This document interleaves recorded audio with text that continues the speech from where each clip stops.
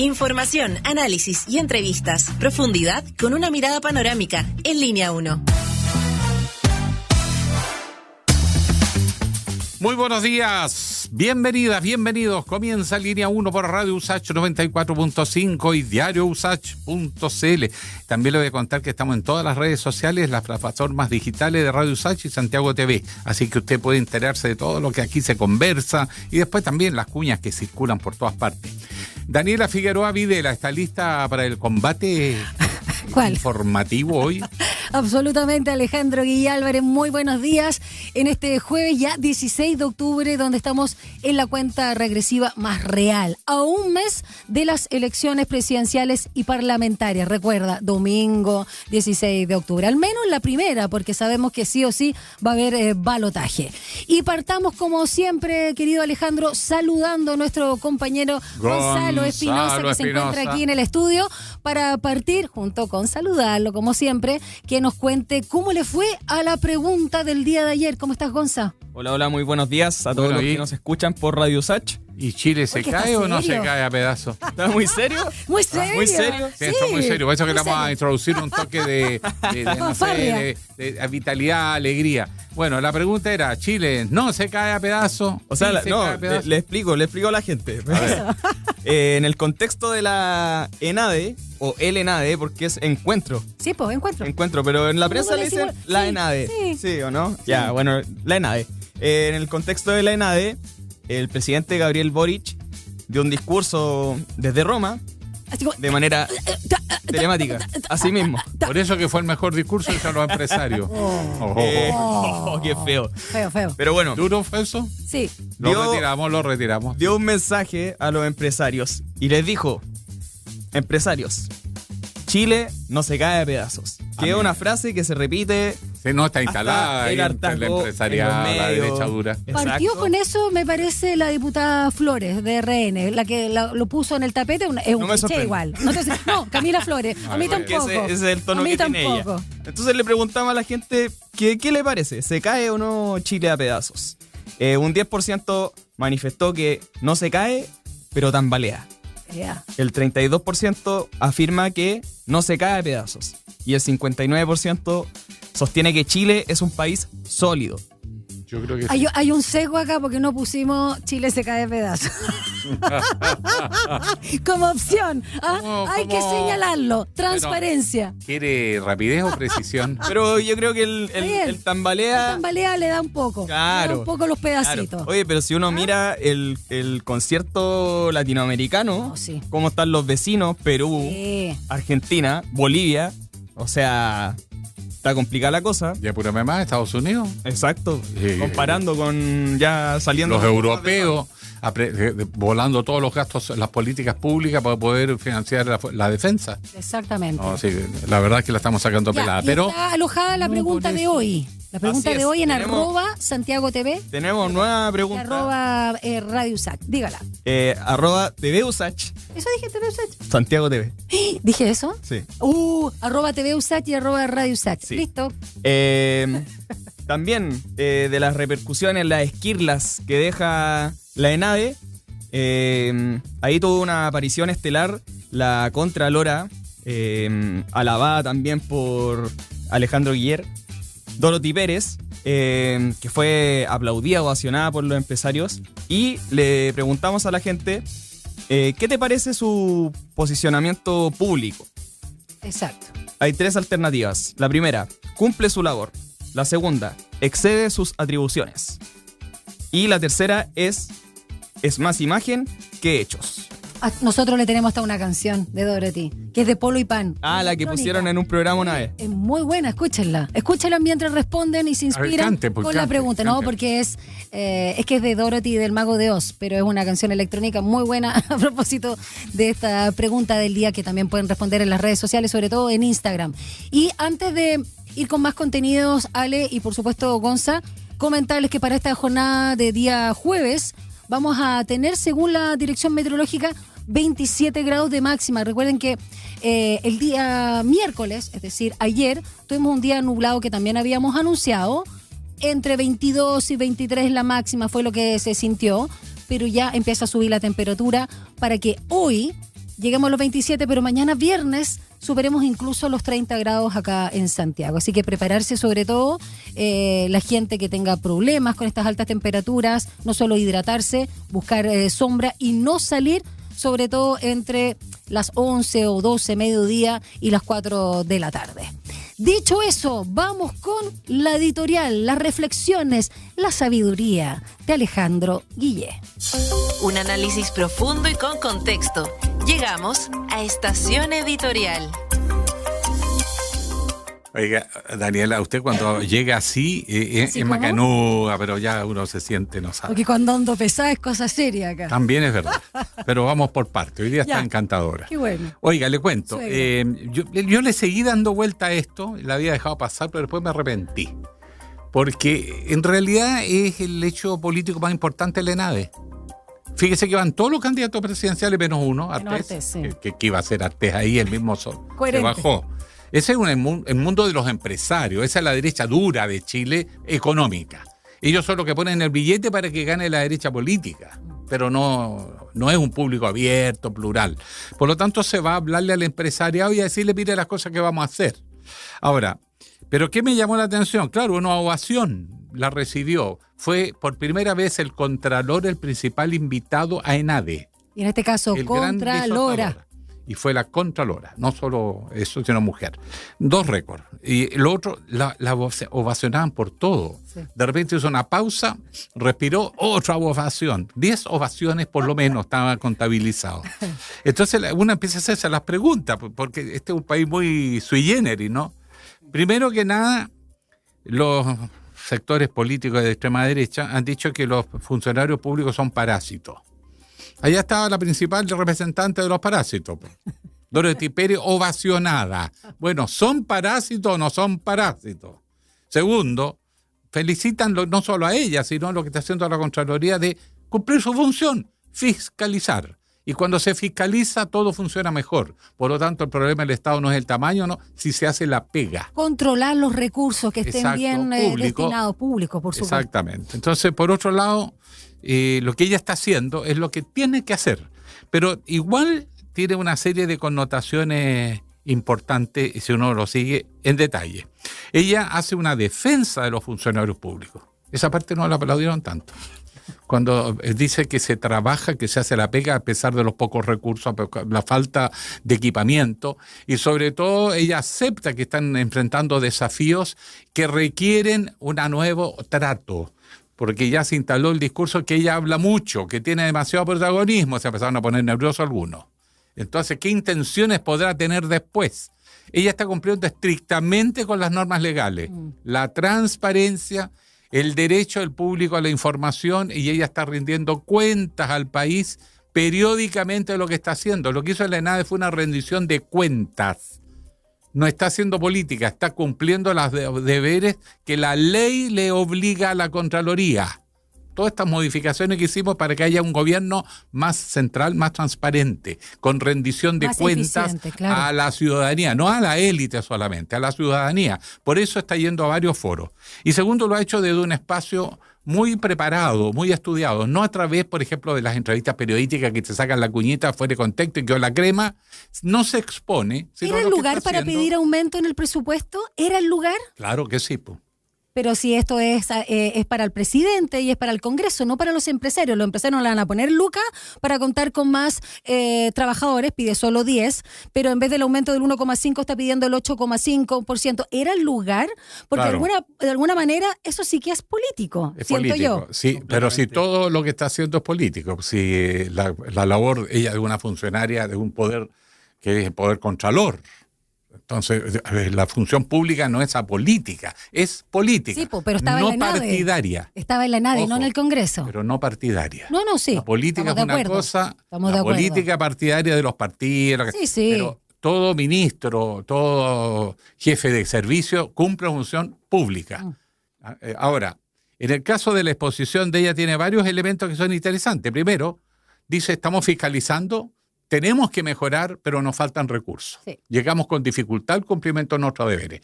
¿Qué tienen que hacer los empresarios? Pagar impuestos. Porque lo que permite que se administre bien son los impuestos. Los impuestos es el precio que tú pagas por vivir como tú quieres, con una democracia eficiente, con buenos gobiernos, con buenas policías. Entonces, segundo mensaje que les llegó, se requiere recursos. Sí. ¿Y de dónde vienen los recursos? De los impuestos. Eso es contrario a lo que plantea Kast, incluso de menos recursos. Sí. Mira, si entre líneas dijo cosas bien interesantes. Por eso digo que igual un poco político, sí. Destaca al funcionario público, reclama más recursos, eso significa más impuestos, muchachos, más impuestos, no menos Estado, sino que mejorar. Y reclama además también la demora en la implementación de la ley de transformación digital del Estado. Eso se ha ido demorando innecesariamente, lo reclamó para apurarlo, porque en la medida que tenemos gobierno digital, toda la información fluye. Por ejemplo, un dato nomás, ella lo menciona en su discurso, la Contraloría tiene que tener acceso a los antecedentes penales que pueda tener un postulante a cumplir funciones públicas. Entonces, los fallos de los tribunales hoy día quedan en el limbo, nadie se entera de ello, pero si hay un sistema digitalizado, eso le llega a la Contraloría que puede objetar una contratación. ¿Me explico? Sí. Claro. Perfecto. Un sistema integrado. Que no paga ¿no es cierto?, las pensiones de los hijos, o que no paga los impuestos, o que ha cometido algún tipo de crimen. Ahí está. Entonces, además de los procesos sumariales, pidió también una solicitud que... Reclamo, entiendo lo que tú dices, Alejandro, porque demanda eso, pero no hubo tono de queja para que no se entienda desde ahí. Pero sí, además, hizo mención a estos profesionales, insisto, estos son solo 10, tampoco es tanto, 10 profesionales que quedaron pendientes en el presupuesto, y dijo que era algo muy importante para realizar también procesos sumariales, 1.200 millones de pesos que tienen que ver con el almacenamiento informático. En la misma línea también de la digitalización, licencias de permisos para cloud y para poder recibir la documentación electrónica digital que recibimos de la administración del Estado. O sea, para seguir haciendo bien la pega. Bueno, otra ovación larga cuando habló de la permisología. Y dijo que los funcionarios tenían que hacer bien la pega. Eso le interesa a los empresarios, por supuesto. Exacto. Sí. Y eso le interesa, pero dijo dos cosas. Los funcionarios que hacen la pega y los solicitantes tienen que presentar bien los proyectos porque no los presentan bien. Entonces les rebota porque les dice, el funcionario tiene que cumplir, pero ustedes también. No presenten proyectos truchos. Uno de los problemas que hay con la permisología en Chile, que los empresarios se reclaman, con razón, porque se demora mucho, pero ellas tampoco aportan porque muchas veces los proyectos no vienen bien presentados. Y más grave, cosa que en el último tiempo ha ido mejorando, era habitual la modalidad de, por ejemplo, un proyecto complejo que tiene 3 etapas. Ya, la labor extractiva, presentar el proyecto. Pero eso después hay que transportarlo. Ese es otro proyecto que se presenta después que está aprobado el primero. Y después dice, pero esto hay que embarcarlo en un puerto. Y ese puerto es un santuario de la naturaleza. Entonces ahí empiezan las contradicciones también. Entonces el sistema cruje porque se casó con una primera decisión de aprobar una actividad, pero que no se había aclarado bien el resto de la operación. Entonces lo que le está diciendo Dorothy Pérez a los propios empresarios que están allí, presenten bien los proyectos. No hagan la trampita. Hagan la pega y no hagan trampa. Sí. Pues, ese es uno de los problemas que hay. Ley de permisos sectoriales, porque eso de la permisología nace de un sector que ya se nos quedó internalizado el concepto, que obviamente es denostativo, pero estamos hablando de la ley de permisos sectoriales. Bueno, y para ir cerrando, porque bueno, hay que analizar, yo creo que fue un muy buen discurso. Ella ha sido criticada porque tiene un rol muy protagónico ante la opinión pública. Bueno, para que lo sepan, la ley de transparencia dice que los funcionarios públicos deben rendir cuentas. Ahora, que ella genere expectación, genera expectación. ¿Por qué? Porque la gente siente que ya está cumpliendo la pega. Se están transformando en un referente de lo que debe ser un funcionario público. Sin necesariamente cambiar la Constitución y las leyes, está haciendo la pega y se puede. No, quizás se podría hacer mejor, pero se está haciendo la pega y ella puede. Entonces, eso primero, pero yo les puedo anticipar que a mí me preocupa que ella está haciendo la labor muy independiente, que lo está haciendo bien, pero ya hay voces que dicen que hay muchos riesgos, hay mucho desafío, porque ella está adquiriendo creciente popularidad y por lo tanto, ¿qué pasa en el futuro? Bueno, a esa pregunta la va a transformar si es que se confirma de que ella es una figura que está sobre el bien y el mal, que es una figura que crece. Acuérdense de mí, va a empezar el chaqueteo. Sí. ¿Cómo la bajan porque se les empieza a transformar a alguien incontrolable por un sistema político, donde está claro que los jueces, los fiscales, los senadores, los diputados, los ministros, todo termina, y los mismos empresarios terminan en colusiones. Así es, oscura. Y ella no está moviéndose en esa dinámica. Por lo tanto, a la larga te puede terminar siendo vista como un peligro para los grupos de interés. Respecto y acuérdense que van a empezar los ataques. A sus capacidades con Gonzalo, que yo patudamente me estoy poniendo en su generación, no es la música que yo escucho. Si bien habíamos puesto Dorothy de Polo y Pan, ahora una canción de Catriel y Paco Amoroso a propósito de las capacidades de, por supuesto, Dorothy Pérez, ¿no es cierto, Gonza? ¿Cómo sería la canción? La que puede, puede. Eso, dedicadísima. Sí. Y con este cierre... Yo quería agregar algo más. Sí, dígame, compañero. Que siento que esto que plantea Alejandro, de que los políticos se pongan nerviosos, de qué es lo que va a pasar, es una cuestión media neurótica que tiene la clase política de pensar en qué está pensando Dorothy Pérez, como si se pudieran meter en la cabeza de ella, especulando todo el rato, y no enfocarse en los problemas que están ocurriendo ahora, en los problemas que ella está abordando ahora, que es la corrupción que está en todos los poderes del Estado, en el Ejecutivo, en el Judicial, en el Legislativo, en la policía, municipio, en todos lados. Sí, entonces, al final, que hay una figura como ella que se expone públicamente de manera transparente, y además no solo eso, que hace propuestas, me parece del todo positivo. Y si ella a futuro quiere postularse al cargo que sea, es ciudadana chilena y tiene el derecho y la que puede, como dicen. Y es una funcionaria pública, así que no denosten tanto a los funcionarios públicos. Ahí tenemos un buen ejemplo, que haga la pega. Y con eso, ya en Chile, eso empezó a ser una cosa extraordinaria. Bueno, ¿tenemos que irnos? No tenemos que irnos porque damos el pase a nuestra sección económica porque Gonzalo Espinosa tiene datos muy interesantes que compartir con nosotros acá en Línea 1. La economía y tu bolsillo están en Línea Económica.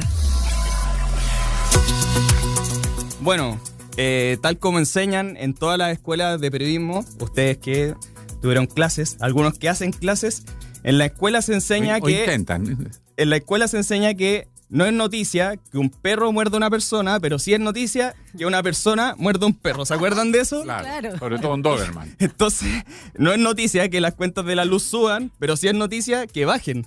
Qué buenísimo. Así que esto es lo que puede pasar desde enero del 2026 porque la Comisión Nacional de Energía emitió un informe donde confirma que existió un error en el cálculo de las cuentas de la luz. Otra más. No. A ver, cuéntanos el detalle, quiero saberlo todo. ¿Qué les parece esto?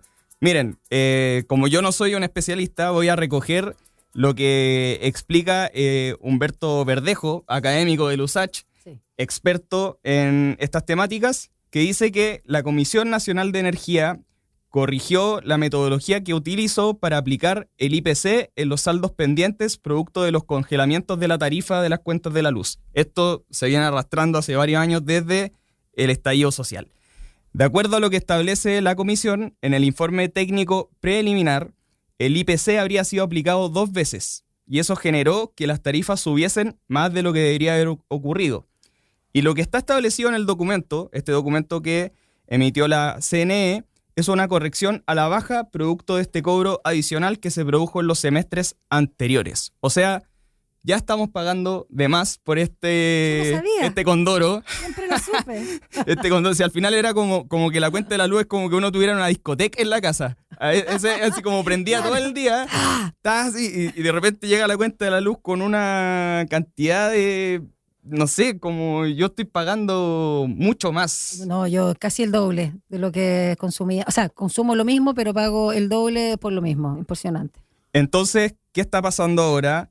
Que se explica desde el Ministerio de Energía que si este informe, que es preliminar, se aprueba y se corrige a la baja, desde enero de 2026 las tarifas podrían bajar entre un 1% y un 9% en la región metropolitana, y hasta un 7% en ciudades como Copiapó. El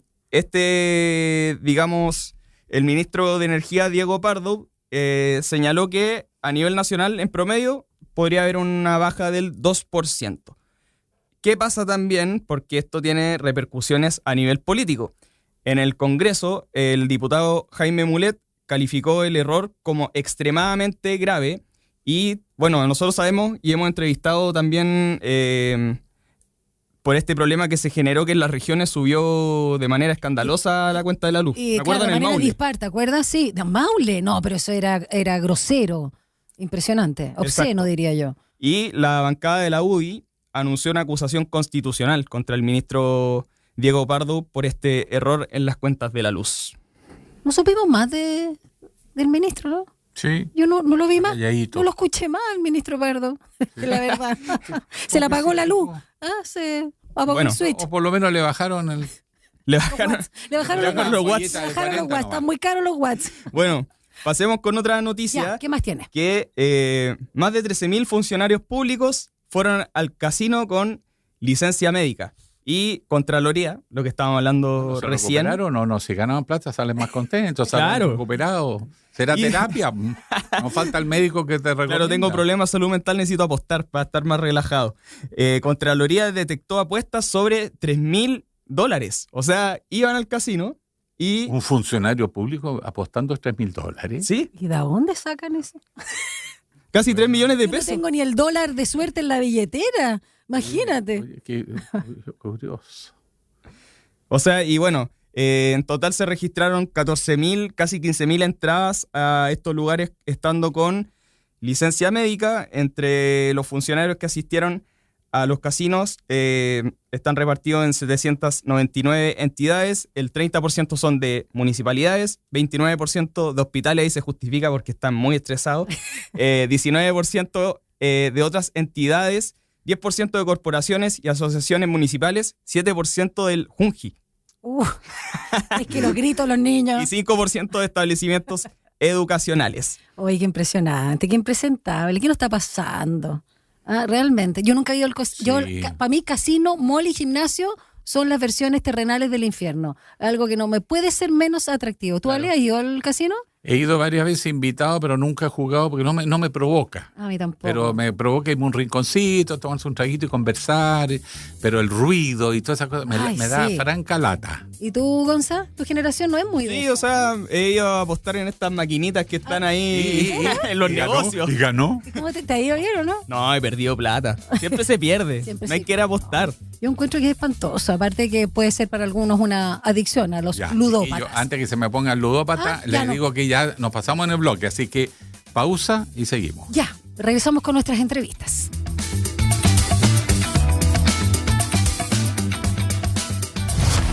Una breve pausa y ya regresa Línea 1.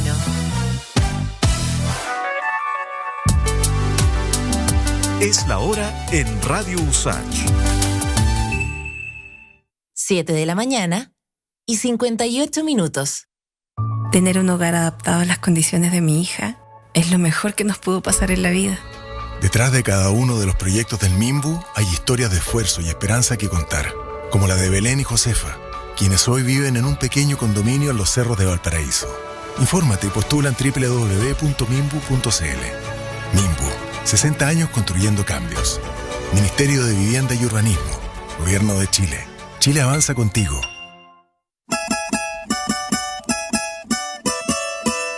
A Hora da Saudade. Uma mirada desde las africanidades al mundo. Tejendo conexiones, raízes, influência, ritmos, arte y sabores por meio de la música. Sumérgete en este emocionante, vibrante y diverso viaje intercultural de la 94.5 Radio USACH. A Hora da Saudade, junto a Eugenia Dos Santos. Capítulos de estreno, miércoles a las 5 de la tarde y los sábados a las 19 horas.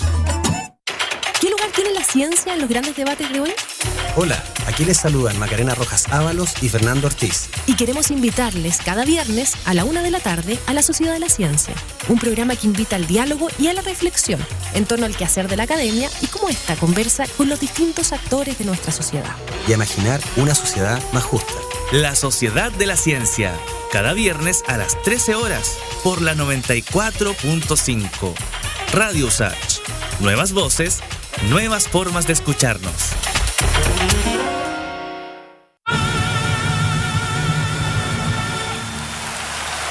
Oye, la embarró. Este loco nació con un talento innato. O sea, eso es un mito. Hay gente que quizás como este loco tiene una predisposición para ciertas cosas, pero en realidad el arte se basa en el estudio, en la práctica, y no sé, horas y horas de ensayo, de formación, de aprender teoría, de equivocar. A él le gusta All You Need Is Love. Las influencias culturales. De lunes a viernes, 11 de la mañana, por Radio Usach y TV Usach. Estuvo bueno, eso sí, pero no es magia, ¿no? Al final la música es el resultado de la interacción social. Estamos de regreso en Línea 1. Un diálogo a fondo.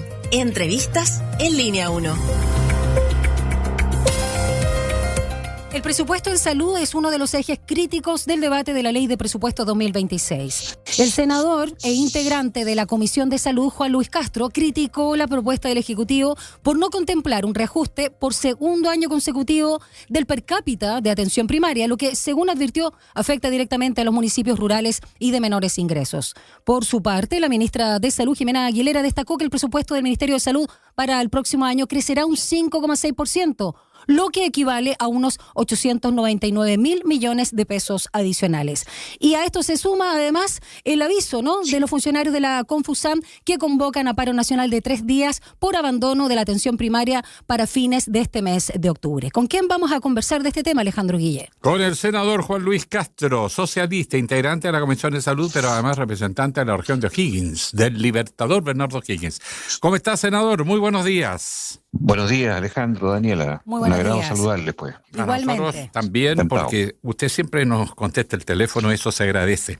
Oiga, senador, hay ciertos síntomas de cómo viene la mano, junto con la preocupación que hay en el sector público por estos anuncios de algunos candidatos presidenciales de reducciones drásticas, dramáticas del presupuesto, y que va a afectar a algunos sectores porque alguien va a pagar esos ajustes, esos apretones de cinturón.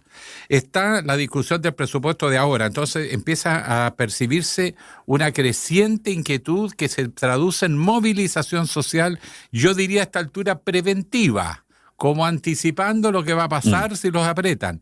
¿Qué es lo que está sintiendo usted en el pulso de, sobre todo, los funcionarios del sector público?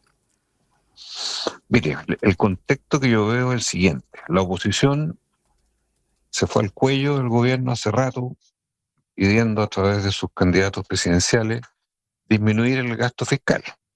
Y usted tiene un menú ahí que va desde los 2.000, 6.000 millones, 10.000 millones, hay de todo, un festival de reducciones. El gobierno ha presentado un presupuesto que es bien restrictivo, sinceramente, porque hay, desde luego, la glosa de disposición libre, desde luego, no sé, áreas en las cuales hay muchas restricciones, no satisfacen tampoco la oposición y nos generan, a quienes estamos en el oficialismo, también serias dudas de hasta dónde las áreas sociales se enfrentan con responsabilidad. Y en el caso de salud, pese a que crece un 5,6% comparado al año pasado, esos son $800 millones aproximadamente el crecimiento. Sin embargo, tiene programas que aparecen muy desmantelados. Por ejemplo, el programa de adultos mayores autovalentes, que es un programa que busca evitar o tratar a aquellos adultos mayores en las comunas, sobre todo más alejadas, que están postrados, que están con una enfermedad crónica tipo Alzheimer, o que viven secuelas de un accidente cerebrovascular. O sea, situaciones que hoy día se ven muchísimo. Ese programa lo suprimen. Y eso parece una grave forma de dejar caer, de alguna manera, un segmento de la población que requiere mucha ayuda del Estado, como son los adultos mayores. Sí. Segundo, la atención primaria, puerta de entrada al sistema de salud. El per cápita quedó congelado nuevamente por segundo año en los 11.798 pesos por persona, que es lo que el Estado le da a cada municipio para pagar sueldos, programas de atención de distinto tipo, etcétera. Lo cual, pese a que el costo de la vida sube, deja en una situación de indefensión a las municipalidades para echarse las manos al bolsillo, los que tengan algún recurso, y pagar lo que el Estado no les da. Tercero, las listas de espera, donde no aparece, curiosamente este año, ninguna glosa específica de lista de espera. Aparece una promesa de 115.000 cirugías para el próximo año, pero nadie dice cómo se van a financiar esas 115.000 cirugías, que por lo demás esa cifra constituye 1/3 de la lista de espera quirúrgica. O sea, en Chile hoy día hay 365.000 personas esperando una operación con un tiempo promedio de un año y medio, y que si se van a financiar solo la tercera parte de esa cirugía, que no sabemos cómo, tampoco nos podemos dar por contentos de paliar solo 1/3 de la totalidad de la lista de espera quirúrgica. Estoy mencionando ejemplos concretos. O sea, situaciones como esa aparecen claramente como un problema social, en este caso un problema del área de salud, y no de áreas que alguien podrá decir, no, fíjese que la Fuerza Armada, fíjese que la cultura, vamos recortando en otras cosas, no las que son directamente de la necesidad ciudadana. Y eso es lo que a nosotros nos complica. Lo vamos a plantear nuevamente. Hoy día se vota la partida de salud en la subcomisión respectiva, no sé el resultado de esa votación, pero aquí se mezclan factores bien raros, porque por un lado la oposición exige recortar más. Fíjese que por otro lado los alcaldes, a través de sus máximos líderes de asociaciones, que son todos de derecha, exigen reponer partidas.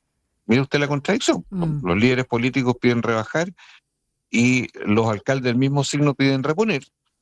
Y finalmente el gobierno, que está entre la espada y la pared, intenta un presupuesto con cierto grado de equilibrio fiscal a la baja con el gasto, pero tampoco deja contento a nadie. Senador, ese es el contexto en que estamos. De alguna manera esto son las prioridades, ¿no? De no entender finalmente cómo funciona la salud humana, porque estamos hablando de que la atención primaria, que es basal, incluso preventiva para mayores enfermedades, no está siendo bien abordada. Básicamente esa es la reflexión, ¿no? Mire, especialmente yo le diría en salud mental, que es la gran irrupción que hemos tenido después de la pandemia, que son hoy día casi 1 de cada 4 personas que tiene un problema de salud mental en Chile, así está estudiado, pero el acceso a un psiquiatra, el acceso a un psicólogo, en la región, en la internación, el caso de, por ejemplo, los reos llamados inimputables, o sea, aquellos que están hoy día presos y que muchos han muerto por suicidios dentro de las cárceles porque debieron estar bajo un cuidado médico y no lo están. El caso, en el otro extremo, del Alzheimer como una enfermedad cada vez más emergente en el adulto mayor, o en el mundo escolar y adolescente el suicidio, por ejemplo. O sea, estamos hablando de fenómenos que hace 10 años no lo imaginábamos que iban a ser tan fuertes, pero donde la cobertura de ley y la cobertura financiera llega tarde y llega a duras penas en circunstancias que son necesidades extremadamente relevantes hoy día. Todos esos son aspectos que a mí me preocupan porque están dejados de la mano de Dios. Que lo interrumpa solo... No hay mucho detalle, y usted también lo dijo respecto a otro aumento de recursos en salud, pero en la glosa que presentó el Ministerio de Salud a ustedes en el Congreso para el proyecto del presupuesto, en salud mental se habló de más de 63.000 millones de pesos, implementando 15 nuevos COSAM comprometidos. Y se habló además, a propósito de lo que usted señalaba, senador Luis Castro, la línea de prevención del suicidio. Ahora, el tema es, claro, no hubo más bajada, más detalle, porque preocupa cómo se van a repartir y poner el foco, priorizar estos recursos. No se dio un más detalle más fino no ha habido hasta ahora. No digo que no vaya a haber, ¿eh? Sí. Todavía recuerde usted que queda más instancia, un mes más de discusión presupuestaria, así que todavía hay espacio.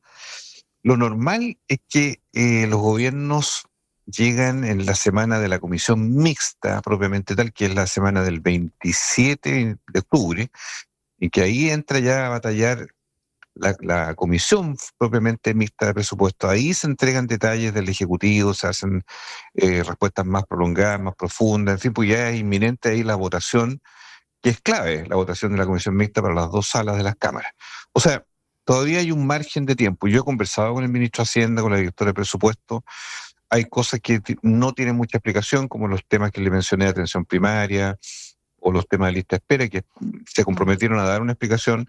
Pero en general, yo lo que esperaría es que en el mundo de la vivienda, en el mundo de la educación, en el mundo de la salud, por mencionar algunos de ellos, no tuviéramos restricciones o recortes profundos. Sin duda. Eso no debiera suceder, sobre todo cuando han sido promesas ya del gobierno que está terminando, y que obviamente debe dar por cumplido, por lo menos mayoritariamente, sus compromisos de programa de gobierno, que son los que nosotros esperamos así ocurran. Juan Luis Castro, senador, conversando con él. Mire, a mí lo que más me preocupa de todo es el per cápita, porque el per cápita introduce la variable social. Una cosa es el monto de recursos en salud y el otro es cómo llega socialmente hablando, a quiénes. Sí. Y el per cápita, en el fondo, es el aporte que van a recibir incluso los municipios. ¿Cómo se va a enfrentar este debate que, a mi juicio, es la reina de todas las batallas en salud?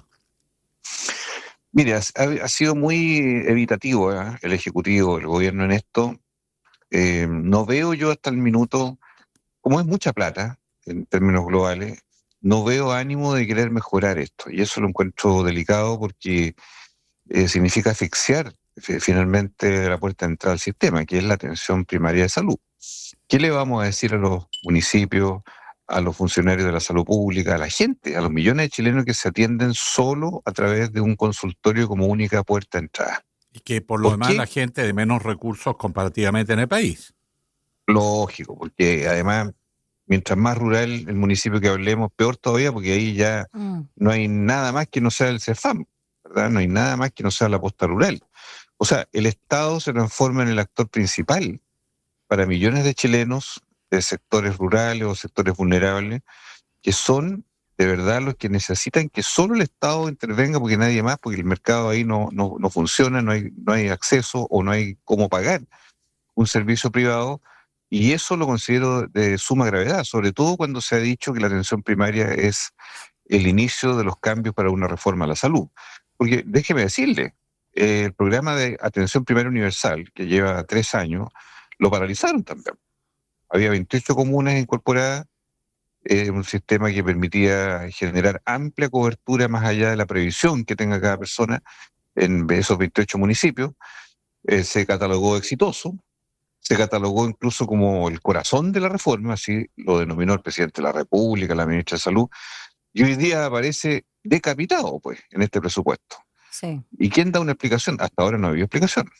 Senador, yo lo considero súper grave. También echo de menos, pero hace mucho tiempo, durante este gobierno, principalmente, y en la glosa presupuestaria, también en el debate o la discusión en la materia de los candidatos a la presidencia, la salud sexual. No sé si usted tiene mayor información, porque tenemos índices de VIH en la población de adolescentes, ya ni siquiera jóvenes, adolescentes, muy, muy altas y muy preocupantes. Y si uno piensa en los años 90, inicios de 2000 y hasta la primera década del 2000, incluso el último lustro, sí había, o un poco más, sí había más información y debate al respecto. Hoy pareciera que no existe. Desapareció el tema, efectivo, como dice Daniela. Es correcto. Fíjese que en la pandemia nosotros vimos cómo los indicadores, por ejemplo, de enfermedades de transmisión sexual, desde el herpes, clamidia, pero llegó al sífilis, gonorrea, y sin siquiera tocar el VIH, que también aumentó, o el virus de hepatitis B o C. O sea, yo lo considero grave. Muy grave porque, por ejemplo, me tocó estar en la región de Aysén hace un mes atrás.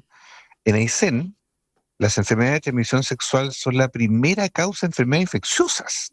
O sea, la sífilis en Aysén es la número 1 de las enfermedades infectocontagiosas. Imagínese usted. No sabía ese dato, dato. ¿De qué habla? Claro, y eso lo hablé con la Seremi de Aysén. O sea, no era un comentario hacia el paso, sino que era una consternación de una enfermedad que es del siglo XIX, perdóneme. Sí. Entonces, el nivel de retraso que se está produciendo, porque no hay hoy día, sobre todo lo preventivo, por ejemplo, embarazo no deseado, uso de preservativo, control de las enfermedades de transmisión sexual, derechos sexuales y reproductivos de la mujer, en fin.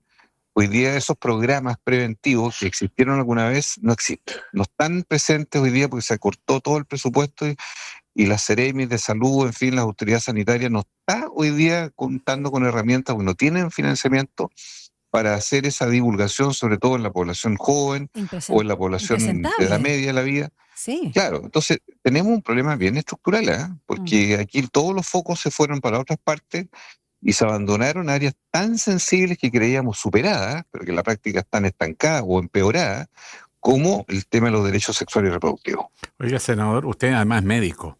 Esto del VIH entre los adolescentes, hace rato que vengo escuchando noticias muy alarmantes, pero que no son públicas y datos que no se han sincerado. ¿Hay una escalada fuerte, sobre todo en los jóvenes adolescentes? Lo que pasa es que hoy día hay una forma muy desbocada de que la actividad sexual en jóvenes y adolescentes se está haciendo sin barreras de protección. Y por lo tanto tenemos más embarazo no deseado y más infecciones de transmisión sexual como el VIH y otras tantas más. Es decir, todo lo que en la década de los 90, ustedes recordarán, y el principio del 2000 fue las grandes campañas de prevención del VIH que fueron muy exitosas. Acordémonos de grandes spots publicitarios, testimonios, en fin, fundaciones que se crearon, la triterapia, que fue la que debutó también a fines de los 90 como la gran herramienta que hasta el día de hoy permite conservar como enfermedad crónica el VIH y no pasar a la etapa terminal de muerte, que al principio eran solo muertes, ¿verdad?, por VIH. Bueno, todo eso se pierde en el camino, en el horizonte, cuando no hay prevención de esta infección que hoy día puede tener un tratamiento bastante razonable. Bueno, una persona ya tiene VIH, pero evitar llegar al VIH es el problema. ¿Y es verdad que la cifra es que esto se disparó? ¿Y es verdad que se disparó? Mire, yo no tengo la cifra de VIH. Yo tengo un dato pero no es tan reciente, porque se contabilizó, al menos a propósito de lo que estamos hablando, de la ausencia de políticas y de estadísticas, de foco, hasta el 2018.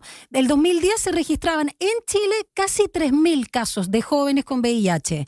Y al 2018 esta cifra ascendió a casi 7.000. O sea, mucho más del doble en menos de una década.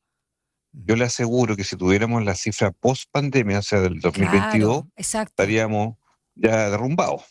Hay que averiguarlo. Yo lo voy a buscar por ahí, pero yo creo que estamos superando todos esos indicadores. Se supone. Pero bueno. No, pero es que era peor. No. Es que las paradojas. La conducta de la intimidad fue totalmente inversa a la conducta epidemiológica. Claro, no, sí, entiendo. ¿O no? Sí, absolutamente. La gente estaba encerrada. Imagínense usted, no tenía muchas alternativas. No tenemos el dato, pero tenemos el relato. Bueno, estamos conversando, por supuesto. Aquí tengo el dato. Sí, lo tienen ya. Perdón. Buenísimo. Con el senador mientras busca el dato. En 2022 se estimaron, según las cifras recientes, 4.800 nuevas infecciones con una tasa de 24 casos por 100.000, que es una tasa bien elevada. Claro, habría que ver, porque el otro no sé si es acumulativo o son nuevos, viendo el detalle. Pero claro. Y estamos hablando que había más de 84.000 personas viviendo con VIH a esa época. Al 2022. Y que en Chile, claro, y en total se estimaba en Chile que vivían entre 79.000 y 98.000 personas en todas las edades con VIH. Aproximadamente. Como le reitero, con 5.000 casos nuevos confirmados aproximadamente. A esa fecha, 2022, hace 3 años atrás. Sí. Y retomando un poco la premisa inicial, la ausencia de educación sexual, por supuesto de salud sexual, de prevención y todo lo que estamos hablando a propósito de las ITS y no solo ETS. Senador Juan Luis Castro, lo cambio ahora de tema porque con Alejandro también tenemos ganas de saber su opinión, su análisis. Primero, en términos generales, ya nos vamos a adentrar en la protagonista de lo que fue el Encuentro Nacional de Empresarios, el ENADE 2025. Términos generales de lo que fue. No sé si vio un ambiente distinto, quizás un poquito más amigable. Yo vi una parte. A ver, cuéntenos. Vi a la Contralora Dorothy Pérez. La protagonista. En un discurso imponente, ¿verdad? Una verdadera rockstar. En su puesta en escena. Y luego los candidatos, yo diría que tuvieron bastante guante blanco, para lo que hemos visto en otras ocasiones. Sí. Todo esto, claro, en un ambiente muy empresarial. Los aplausos mayoritarios fueron para Matei, y era que no, en ese mundo. Y hasta reconciliación hubo entre Matei y Kast, pues. Hasta perdonazos ahí de por medio y todas esas cosas. Perdón, yo olvidado. Pero ojo ahí, el cuerpo es mucho más elocuente que las palabras. Yo noté que fue incómodo en términos, porque la pregunta que le hace la candidata en su turno de intervención también fue incómoda para Kast. Y antes de la pregunta, que tenía relación de por qué él no firmó en su momento, ya que estamos a puertas de un nuevo aniversario del estallido social, por qué no firmó el acuerdo acuerdo por la paz del 15 de noviembre de 2019. Antes le dice te perdono, básicamente estoy muy sintetizando, pero había mucha incomodidad en los cuerpos de ambos candidatos. No sé si lo vio. Yo creo, si usted me pregunta la interpretación, como el auditorio era el mundo de la matriz de la derecha, Sí. mundo empresarial, que es el que más les viene pidiendo hace mucho tiempo unidad a su sector de interpretación, que es la derecha, que va dividida en 3 partes por lo menos. Yo creo que se preparó de algún modo una puesta en escena que generara señales de unidad, entre comillas. Y O ahí sea, estuvo el beso. que no se fueran al cuello el uno del otro, que hubiera cierta amigabilidad, que dieran alguna tenue señal de que podían volver a entenderse para la segunda vuelta. Esa es mi interpretación, y por eso explicaría este tono menos beligerante, menos agresivo, y hasta con reconciliaciones, entre comillas, de por medio. En fin, o sea, yo creo que ahí muchos de esos gestos fueron parte de lo que ayer ocurrió. Este era un escenario de la derecha. Sí, o sea, por eso era el tinglado de la derecha, y claro, ellos aprovecharon ese espacio que es el máximo referente de la ENADE, ¿verdad?, para dar a conocer puntos de vista y todo, y hacer este posicionamiento reconciliatorio de alguna manera, si es que eso se podría decir, de cara a lo que va a suceder, que es en el fondo una primaria de la derecha. Eso es lo que va a pasar el día 16 de noviembre. Pues. La única candidata fija de izquierda está claro que pasa a la segunda vuelta. Todos los números, no quiero yo ser voluntarista, pero eso es lo que dicen las encuestas. Y estamos un mes. Estamos un mes, en efecto. Y si yo entendido que están negociando están negociando abiertamente ya los equipos de ambos candidatos. Lo de ayer ya viene la presión. Prueba de eso. Que se está sintiendo. Oiga, ¿y para el futuro se siente Dorothy presidenta? Así lo escuchamos, senador Castro. ¿Tanto así? Que yo soy de los hinchas. Sí, es verdad. Yo creo que ella va a pasar a ser como la figura del año, para los efectos de las revistas y el recuento de 2025. ¿No debiese tener un perfil más bajo en su cargo como contralora? No sé, es que se criticaba también antes que nadie sabía qué hacía la Contraloría, era como un organismo del siglo pasado, burocrático, administrativo. Burocrático, de los escritorios, que solo aplicaban sanciones, nadie sabía qué hacían. Yo creo que está bien que se visibilicen, ya el anterior Contralor Bermúdez lo hizo. Pero no que se politice, que no es lo mismo, senador Castro. No, pero yo no veo que se haya politizado, lo que pasa es que están ocupando espacios que no se ocupaban antes, que es bueno que así se establezcan esos espacios, que se dirija a la gente, al país, en fin. Ahora, si la Contralora fuese la Contralora del mundo privado y hubiera tenido que dirigirse a esos privados ayer, no la habrían aplaudido tanto. Claro. ¿O no? No, si les ha sacado aplausos desde que la nombraron, que iba a estar ahí. Es más fácil aplaudir a quien critica al Estado, porque ese auditorio es un auditorio que lo único que quiere es que el Estado se achique y desaparezca. Entonces, le da argumento a eso, pero si fuese la Contralora del mundo privado no le habría gustado tanto. Pero en fin, yo creo que estuvo bien ella en su alocución, de buen nivel, fue didáctica, ágil también, y goza de una simpatía más allá de la ENADE, una simpatía ciudadana muy fuerte. El futuro es otra cosa. Un respeto sobre todo, más que simpatía, un respeto, ¿no? Un respeto, bueno, porque ha hecho un trabajo enorme, lógico, que ha tenido resultados concretos. Sí, demostró que sin cambiar la Constitución se puede... Exacto, ni una ley especial para hacer la pega. Claro. Absolutamente. Se puede fiscalizar. Absolutamente. Pero yo lo tomo porque por ahí vi una declaración suya diciendo que usted le ve perfil presidencial. Que sobreviviría una vez que ella la instalen, yo creo que es su pena de muerte. El tema con qué sector sería. Le van a dar con todo. Yo lo hago un poquito en broma, en el sentido de que no es que yo esté ni proclamándola, ni tampoco haciendo un diagnóstico de lo que para dónde va ella. No, yo creo que ella está haciendo estrictamente lo que le gusta hacer y ese es su trabajo. Yo voy al nivel de resonancia que tiene en la ciudadanía. Entonces, no es que se la va a pololear por el PS. No, si está fuera de esa órbita, no. Esto es más bien un hecho nuevo, una irrupción comunicacional que sucedió este año. Absolutamente, de acuerdo, y creo que se comparte esa opinión. Alejandro, ¿es verdad que es un hincha o un fans de Dorothy Pérez? Le ha dedicado editoriales acá en Línea 1. Muy bien. Oiga, senador, un agrado como Fantástico. siempre, muy amable. Gracias. No, para mí, pues Alejandro. Senador Juan Luis Y Daniela. Castro, del Partido Socialista, integrante de la Comisión de Salud y por supuesto médico, y por eso también tiene tanta autoridad para hablar del presupuesto en salud para el 2026 con todas las problemáticas. Fue presidente del Colegio Médico. Además del CONMED, que también se ha pronunciado al respecto. Un abrazo grande, que tenga linda jornada. Hasta pronto. Chao. Y muy buenos días. Igualmente. Gracias. Vamos a una pausa y ya regresamos a Línea 1 por Radio USACH y TV USACH.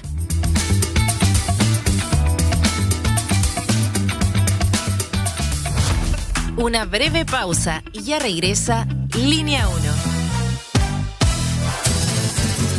Todos los días a las 12 en punto te invitamos a hacer un recorrido por los sonidos más profundos de nuestro país. El alma nacional. La trova, el canto de raíz, folclore y fusión que unen generaciones. Y cada viernes con música en vivo en las sesiones de El Alma. El Alma Nacional. Justo al mediodía, un encuentro diario con la música chilena por la 94.5 FM Radio USACH y en el 50.2 de la televisión digital abierta.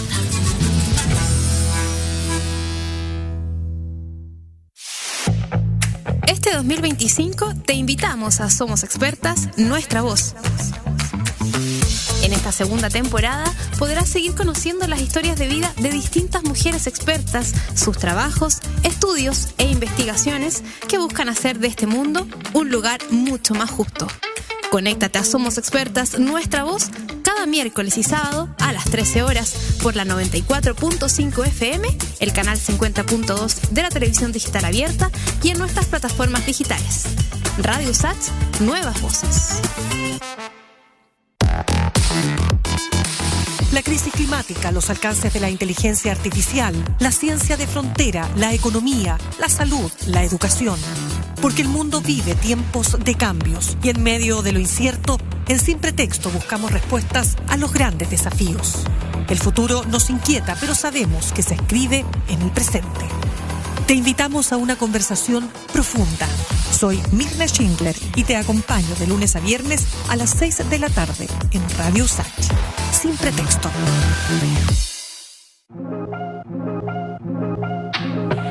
Sé parte de nuestra franja cultural en Artes y Oficios los lunes y viernes a las 17 horas.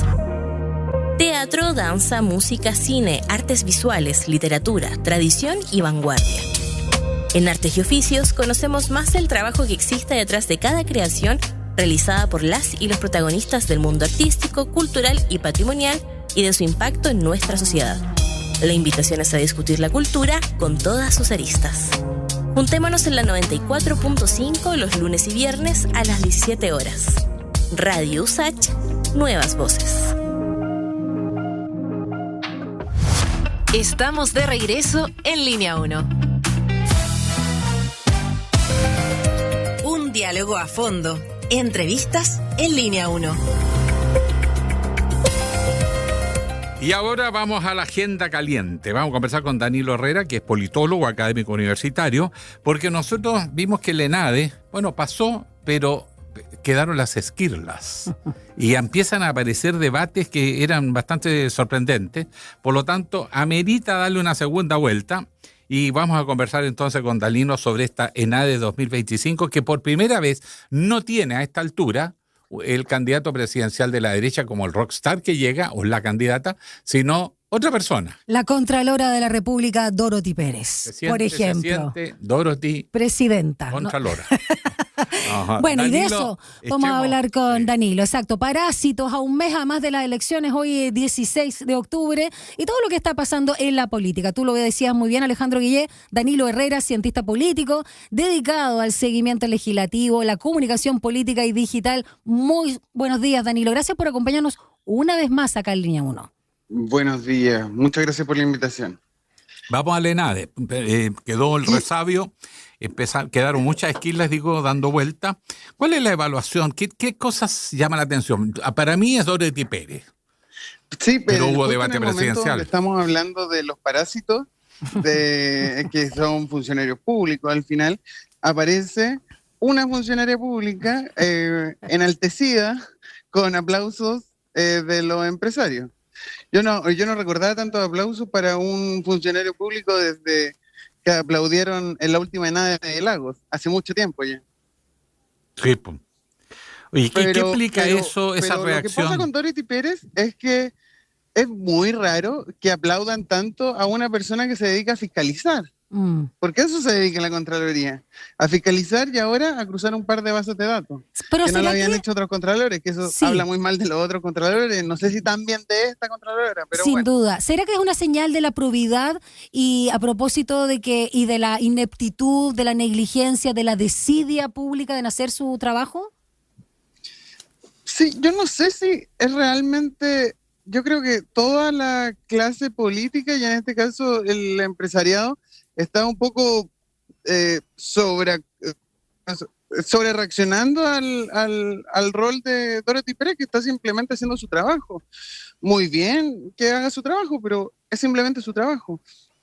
A mí me pareció sorprendente, no sé si sorprendente, pero también tomó una posición política en su discurso Dorothy Pérez cuando habla de como Chile tenemos que hacer tal cosa, como que también había una especie de discurso presidencial. A mí eso me asusta bastante siendo una funcionaria pública de carrera.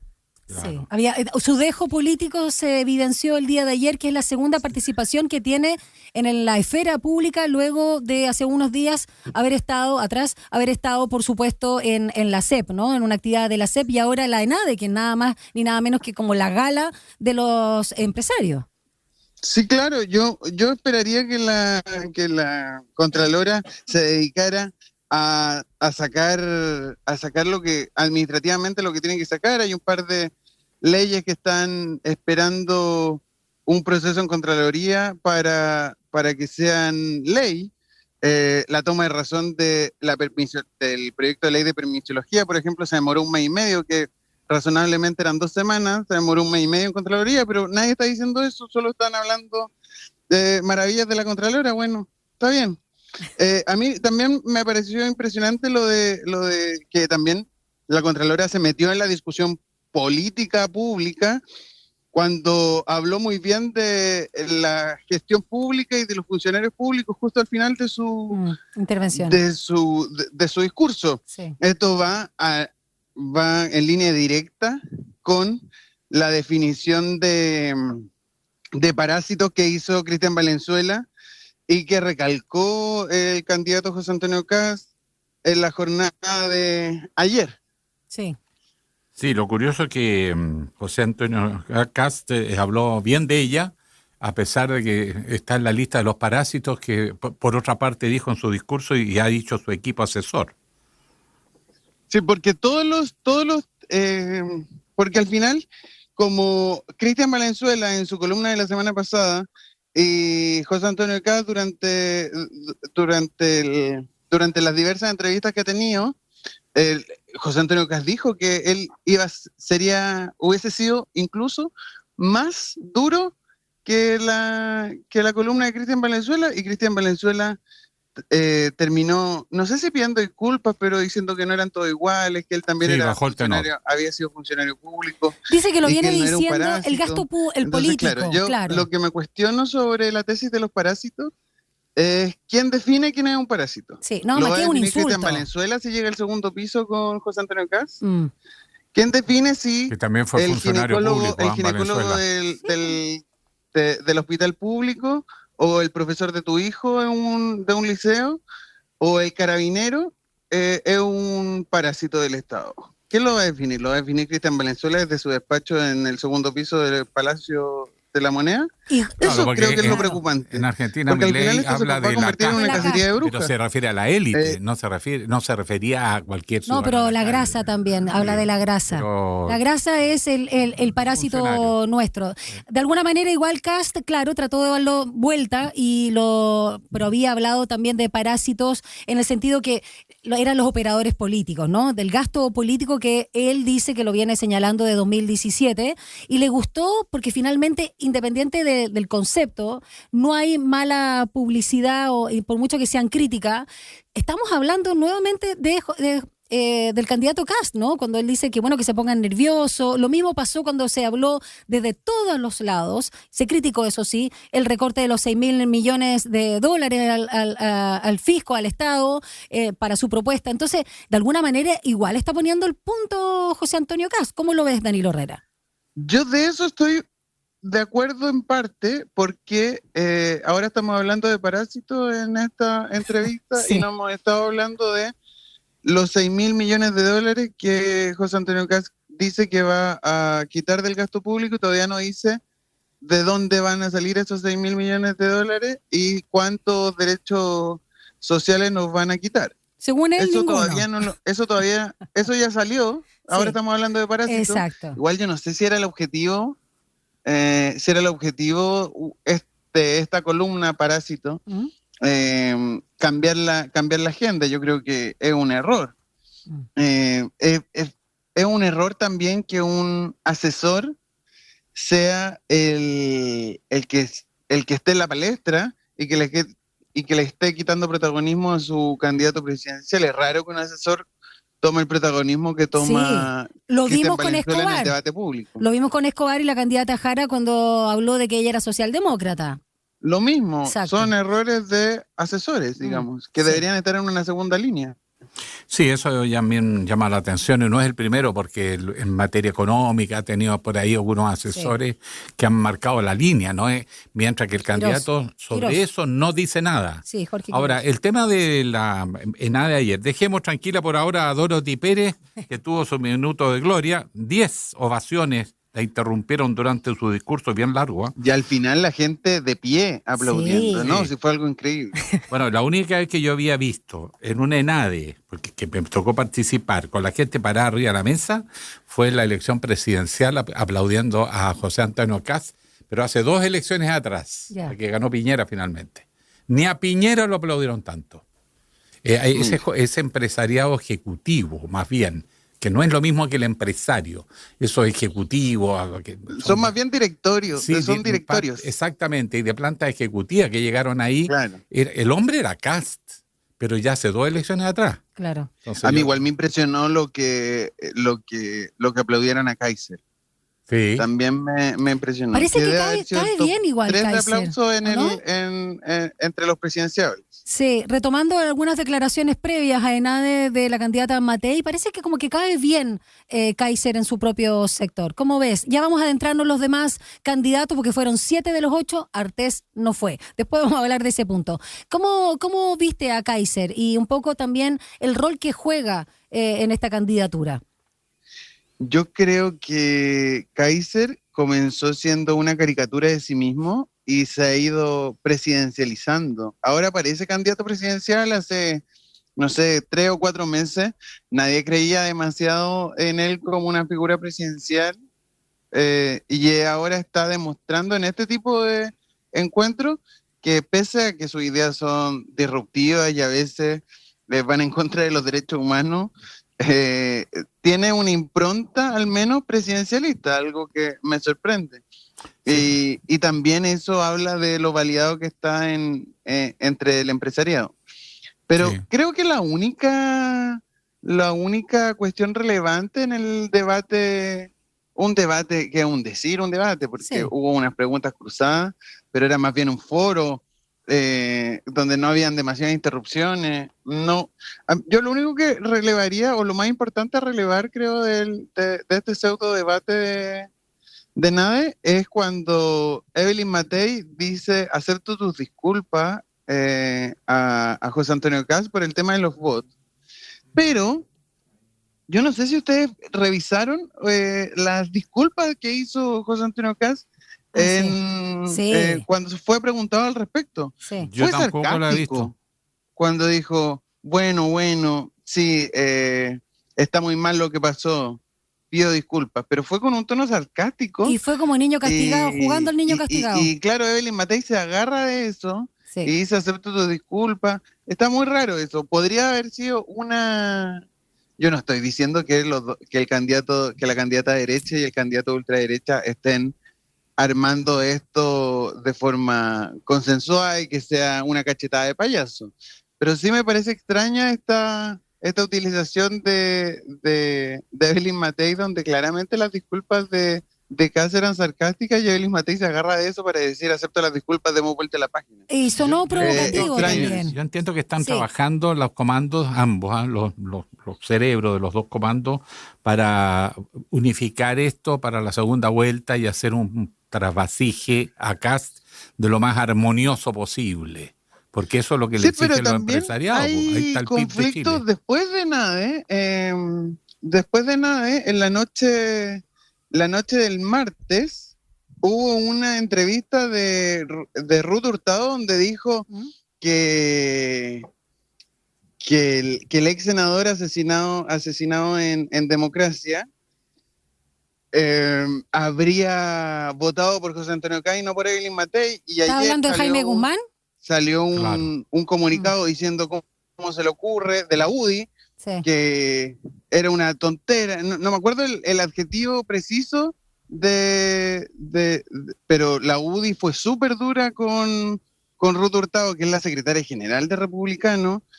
Entonces, claro, también hay roces. Yo, de verdad, me parece extraño porque hay a veces que hay una posible relación, pensando en la segunda vuelta, entre Chile Vamos y el Partido Republicano, pero también hay tensiones entre Chile Vamos y Republicano. Yo veo más bien desorden en esa relación que algo, que acuerdos de segunda vuelta, al menos por ahora. Sí, absolutamente. Estamos conversando esta mañana acá en Línea 1 con el analista político, cientista, de hecho, dedicado al seguimiento legislativo, la comunicación política y digital, Danilo Herrera, a propósito también de lo que pasó hace 2 días ahí en ENADE 2025 y todas las esquirlas, como bien planteaba Alejandro. Quiero detenerme en los otros candidatos a la moneda, insisto, fueron 7 de los 8, no estuvo presente el profesor Artés. Pero... Una línea de Artés, consecuencia, no se exige. ¿Cómo Artés le va a ir a, dedícale unas palabras ahí. Hacer una reverencia al empresariado No, chileno? Claro, en realidad se entiende. Un candidato que quiere tomarse los medios de producción no puede estar en ENADE, pues está muy bien. ¿Cómo el único coherente. A ver, detente un poquito más en los otros candidatos. Por ejemplo, partamos con, si viste algo que te llamó la atención a propósito también de la interacción, donde yo siento que se manejó incluso mejor que Kaiser cuando tuvieron que intervenir y tuvo mucha réplica también en el video, ¿no? Franco Parisi con Johannes Kaiser, respecto a la inteligencia artificial, el mundo del trabajo, la educación, etcétera. Y él se mostró como un optimista, Parisi.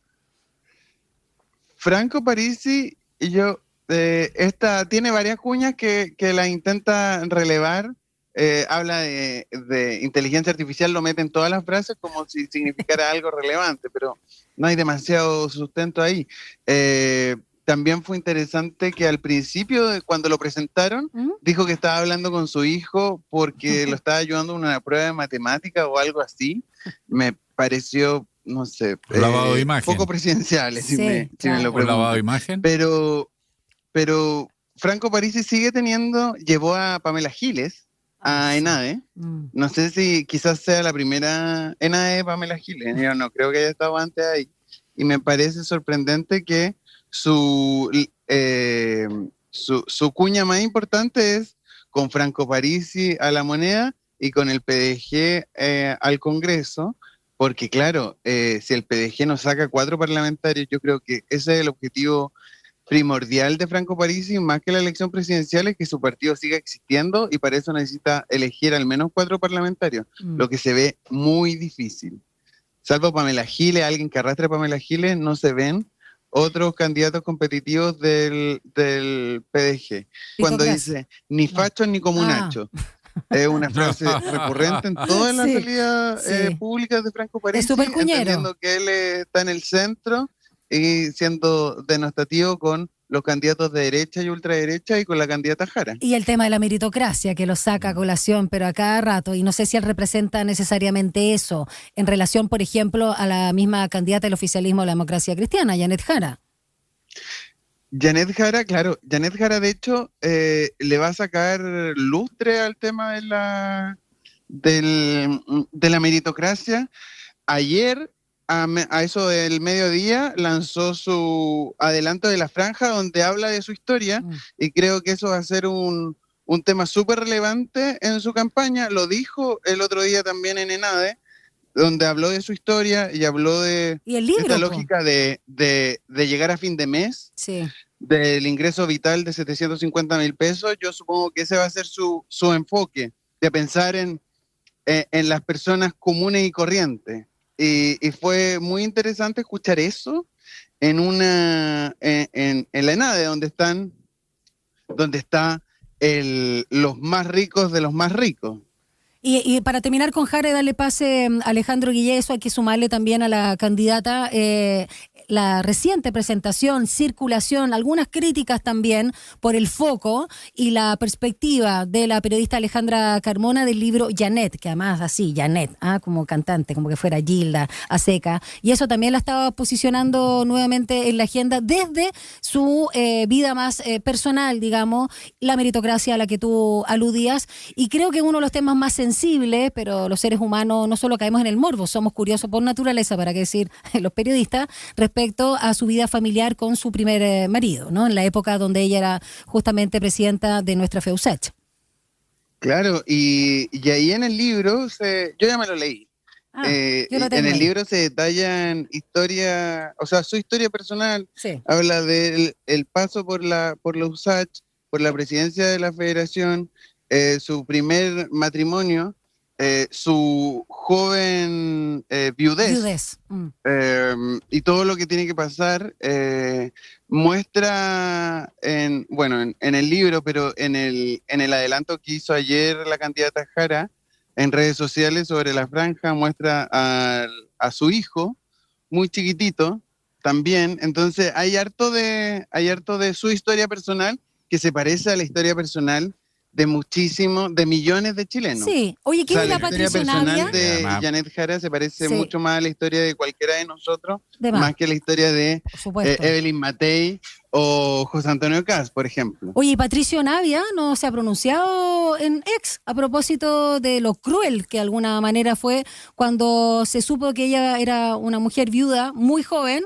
Y te acuerdas que tiró unos comentarios bien tóxicos, porque pregunta, dijo, me acuerdo, es de interés público saber el nombre del primer esposo de Janet, estoy leyendo, Jara, ¿no? De Janet Jara, que murió cuando ella tenía 21 años. Murió atropellado, enfermedad, en combate, asesinado. La gente dijo, tiene derecho a la privacidad. Los candidatos presidenciales deben transparentar esa info. Y eso lo escribió en mayo de este año, antes de la primaria. No ha dicho nada. Y yo me acuerdo que la candidata Jara fue muy lo dijo con nosotros, tajante contra esos comentarios, lo dijo en este mismo programa. Lo dijo con nosotros, en exclusiva. Sí.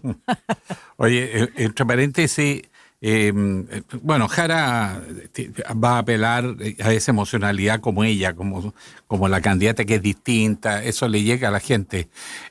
Algunos incluso han hecho alguna comparación con Bachelet, no sé si es tan así, pero bueno, algún resabio hay. Esta discusión pública con el PC, que de repente adquiere un tono que me llama la atención, primero porque lo encuentro innecesario, si tiene alguna diferencia, arregla la interna, no es necesario encararse públicamente, cuando uno es candidato le llega de todos lados y los peores son los amigos, o que dicen que son amigos, eso pasa, pero que se haga tan público de lado y lado. A ver, yo para ser justo con ambas partes, creo que Lautaro Carmona al comienzo de esta campaña se lanzó comentarios que no debería haber, que mostraban diferencia en cómo se estaba llevando cómo Janet Jara estaba llevando su candidatura y el comando, pero para ser justo también con Lautaro Carmona, las últimas 2 o 3 semanas yo creo que no ha habido una polémica relevante desde el PC sobre cómo la candidata presidencial está llevando la campaña y las decisiones de campaña. Hubo diferencias con el PC públicas, la candidata fue dura con eso, pero las últimas 2 semanas yo no recuerdo un problema, creo que ha estado más, no, fue el tema de la falta de fraternidad. El compañero presidente ha estado más cuadrado con la candidata. Sí. Pero ella, consultada por el tema, y creo que lo hizo Pedro Carcuro en ese programa del auto que supuestamente anda por la ciudad, ahí fue donde ella, consultada una vez más, dijo este tema de la falta de fraternidad, y ha tenido obviamente réplica y réplica para generar ruido en la interna. Sí, pero creo que esa fue la última gran como parada de carro, se puede decir. Sí. No sé si es un lenguaje académico, pero suena clarito, sí, por lo menos. Y yo creo que el resto de los partidos también están bastante cuadrados ante las decisiones que ha tomado la candidata sobre su campaña y el mismo comando. Sí, esta semana también se supo que la candidata hizo cambio en las vocerías. Sí. Ahora van a haber solo 2 voceros, el senador Lagos Weber y la senadora Sepúlveda, 2 senadores que no van a la reelección, entonces no tienen las dificultades que tenían otros 2 voceros, que ya no son voceros, que es Gael Yoman, candidata a diputada y candidata a diputada, y el diputado Tomás Hirsch, que también va a la reelección. También deja el cargo de vocera Laura Albornoz, y estos son decisiones que tomó la candidata en este último mes, porque ya nos queda un mes de campaña para llegar a la primera vuelta. Exactamente un mes, porque estamos a 16, querido Danilo Herrera, y para finalizar, preguntarte por las expectativas respecto a la franja de televisión, ¿no? Por un lado, bueno, que parte de mañana. Por un lado, preguntarte cuánto sientes que mueve el termómetro a propósito de las encuestas, pero en general con un público que no está cautivo, que todavía está desafectado, que podría ser el grueso del obligatorio. Algunos hablan de casi entre 3 millones y 5 millones de nuevos votantes, los obligados, que no como el resto, que ya tenemos a nuestro candidato o candidata. Y por otro lado, ¿qué discursos cree que van a aprovechar las distintas candidaturas, por lo menos centrándonos en las 3 principales? A ver, las franjas electorales son una excusa de usar una megaproducción para generar, yo creo, clips para redes sociales, porque estos 3 o 4 millones de personas de los que tú haces mención no ven la franja electoral, o sea, la franja televisiva. No. Ven esto en redes sociales y esto van a ser clips que van a aparecer como publicidad de todos los candidatos en redes sociales, y ahí van a llegar a esas 4 millones de personas. Esas 4 millones de personas no ven la franja. Yo creo que la franja mueve cada vez menos. Se van a utilizar clips. De hecho, ustedes se van a dar cuenta, cuando vean la franja, los candidatos van a hacer la franja pensando en clips de redes sociales, y juntar 2 clips de redes sociales, eso va a ser tu franja, pero van a estar pensados en clips, en Reels, en TikTok, y eso va a estar, y en eso se va a basar la franja. La franja al final es una excusa de tener una buena factura audiovisual, pero pensando en clips de prensa. ¿Pensando en los relatos, los discursos?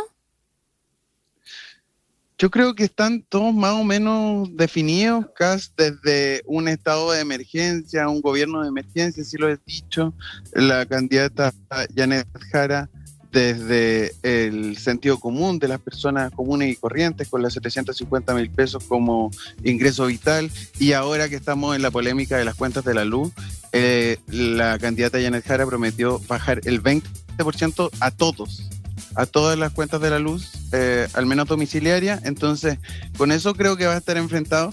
Y donde yo creo que hay más duda es el relato de Evelyn Matei, que no sabemos si le está hablando al centro, no sabemos si le va a ir a disputar votos a José Antonio Caz en la ultraderecha.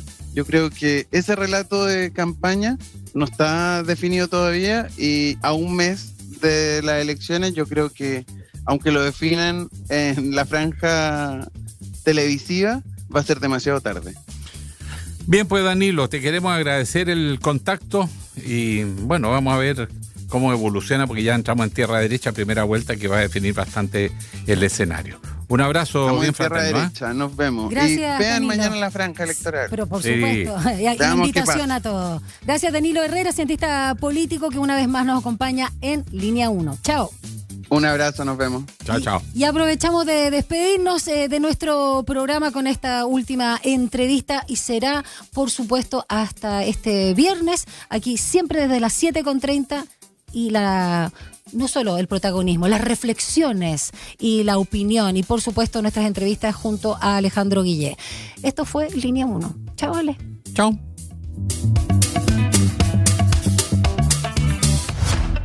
Información, análisis y entrevistas. Profundidad con una mirada panorámica en Línea 1.